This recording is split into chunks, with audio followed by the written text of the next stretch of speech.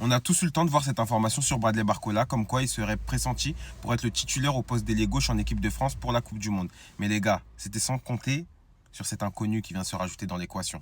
Et cet inconnu, elle s'appelle Hugo Ekitike. Parce qu'avec le contenu de son match face au Brésil, son but et puis même la connexion qu'il avait avec ses coéquipiers d'attaque, il vient montrer à Didier Deschamps qu'il est capable de rentrer dans ce quatuor offensif et qu'il ne ferait pas tâche, qu'il s'y incorpore très très bien même. En tout cas, s'il continue comme ça, je pense qu'il n'y a pas beaucoup de doute à se faire. Ce sera lui qui va débuter à la Coupe du Monde, les gars.